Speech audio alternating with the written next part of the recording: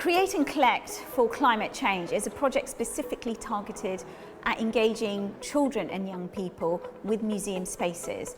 And we're using climate change as a narrative to do that because this is one of the biggest issues facing young people today.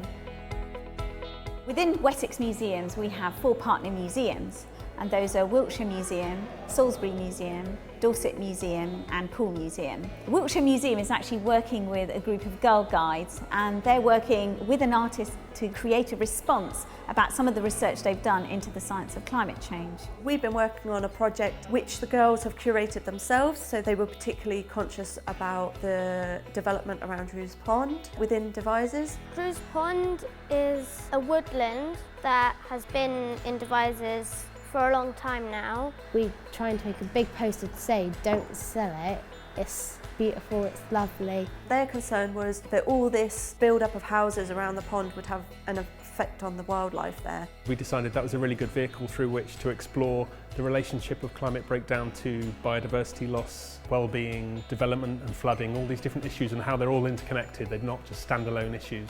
What we basically ended up doing was making a protest banner, each doing their own individual squares, all based around different elements of Drews Pond that they felt was important. The museum, of course, have got their own collections. We've been looking at old maps of the same area, objects and artefacts from the same area. And then within the exhibition, those can all be brought together to tell the story, both past and present and future. It's been really fun.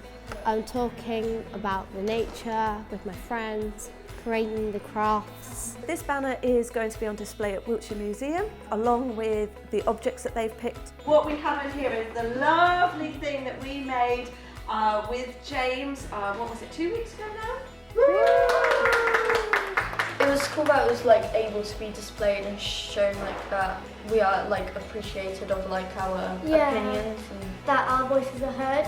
All of this will be going online as part of the Wessex Museum Partnership's larger exhibition on climate change. At Salisbury Museum, Amy Hammett is working with a group of young people from socially deprived backgrounds who belong to a youth club called Rise 61. One of their big concerns on their estate is the litter problem.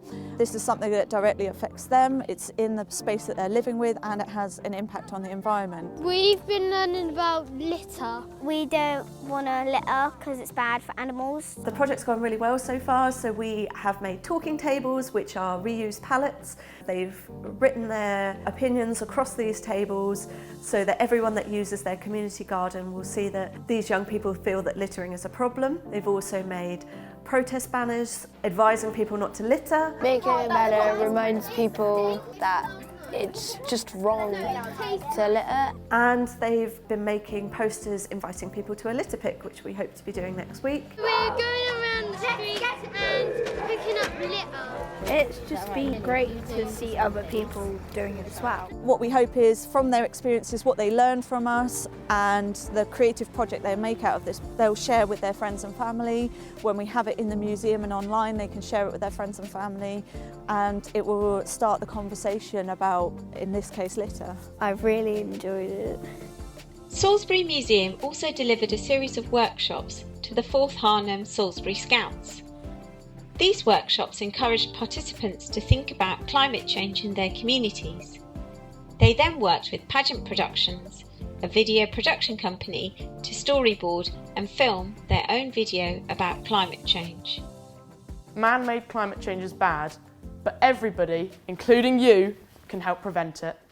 Dorset Museum is working with a group of young people from the Budmouth Academy, which is in Weymouth. This group of young people are really passionate about climate change because they deeply understand that it affects their generation. What they're really interested in is mitigation for climate change because they obviously live in a coastal area, so they're worried about sea level rise. But as young people, they're also really passionate to see what small changes they can make to use their power in those spaces to really look at how climate change can be mitigated against. This project's about inviting the young people in to encourage them to explore that topic and relating it to their lives and to relating how can the museum best support them in that investigation as well. It was an introduction to the whole museum in general, and it was going through like different rock types going from the start of like basically when the earth was created to now.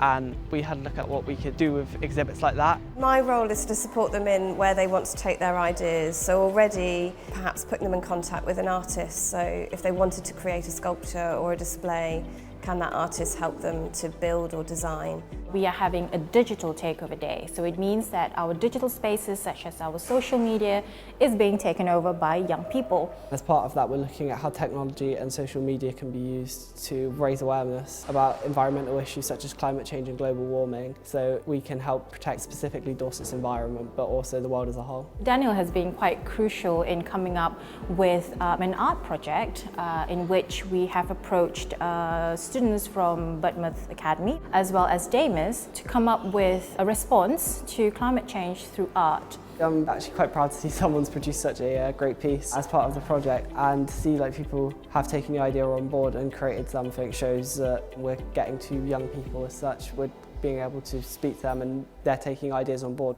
At Poole Museum we have two different types of groups. One is a group of young people who belong to a youth empowerment platform which is supported by the Dorset Race Equality Council. What we want to do is to really give them skills and knowledge about the science of climate change, but also digital skills and how to articulate those messages in social media. Today we've just been taking the kids around the museum and trying to build activities around social media filmmaking and getting them to really advertise the museum in the way that they think is interesting. The whole point of the takeover, as it were, is to have the museum being taken over by children and to have it from their perspectives, which I think is really important. Poole Museum is also working with another group called Dorset Goes Wild, which is a group that we discovered on Facebook. Poole Museum has two programs that has been specially curated for the Dorset Goes Wild group. So the first one is actually an art program. So the idea is to get the children in our garden, which is in Scoutman's Court next to the museum.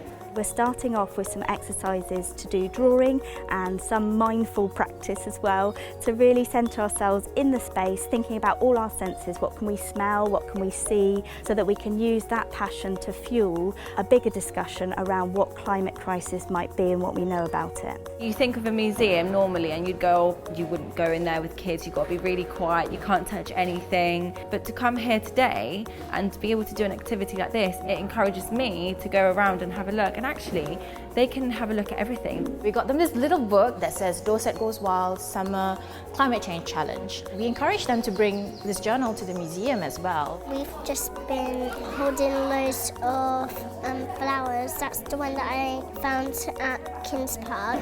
The Dorset Goes Wild group will be going out with the Dorset Wildlife Trust and the National Trust on a trip to explore Brownsea Island. This is a particularly interesting place to actually see firsthand what the impacts of climate change will have on a natural environment. It's been very fun so far. The best thing I've done today has been going on the nature trail. It has inspired me to do zoology and learn about wildlife and nature and do some volunteering. The evaluation of the project is one of the really critical pieces of work that we have to oversee in order to establish whether the processes, whether the approaches that we've taken are really relevant and resonating with the audience that we want to engage.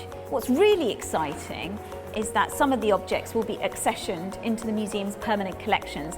So this may be a scrapbook that comes from Dorset Goes Wild, or it may be sketches of the piece of artwork that those young people over in Salisbury designed for their community garden. We did manage to get some items, mostly drawings and paintings. We also have some handprints from children, which we think might be interesting to sort of show that, the young people of this generation have been thinking about climate change, and hopefully, that those thoughts have helped to change the future. The whole thing has been really helpful for me as a parent and for my children to learn so much. It's been really a good day. I've really enjoyed it. I wouldn't normally come to the museum, but I'll probably start coming a lot more. I would do it again. They should do more days like this to bring more young people in. The young people, we are the future, and we are going to have to bring more aspects of history into the future. The impacts that we would hope to see on those children and young people is a real greater involvement and passion, not just for climate change, but also for our museums, because at the end of the day, the young people are the custodians for the future.